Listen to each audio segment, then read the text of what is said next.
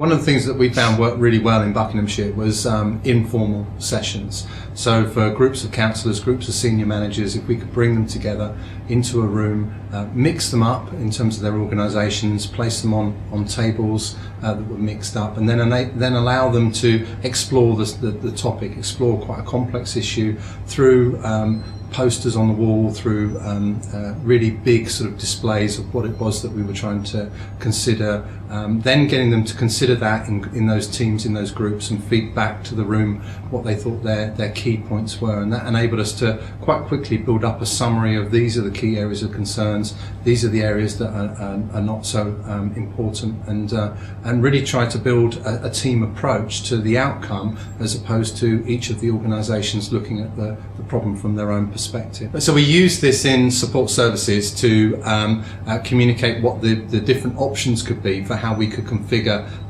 potentially a vehicle into which we could put HR, finance and ICT services.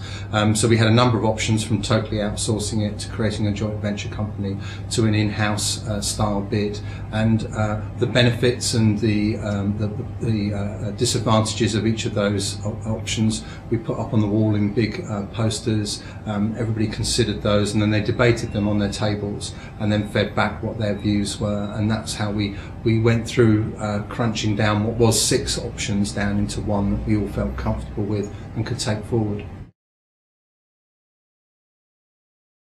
One of the things we found with a complex project across five partners affecting a lot of staff was that we had to break it down into bite-sized chunks, and that particularly in terms of the district and the county council was putting in decision gateways. So we put in opportunities for partners to consider and review what it was that the information we developed at that point, where the project had got to, and then to commit to the next phase of the project. And in doing it that way,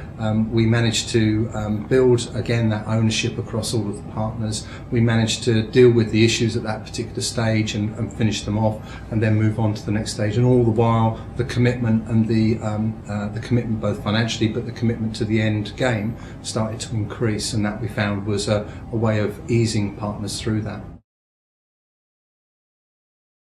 One of the key things, whatever shared service operation it is in local government, is trying to paint a picture of how that service will operate in its end state. So what's the operating model, what it will look like, how will different partners interact with that. So whether you're providing a shared environmental health service or shared support services like HR, finance and ICT, what will they look like at that end point in 3 to 5 years' time? And I think that gives people some comfort and enables them to discuss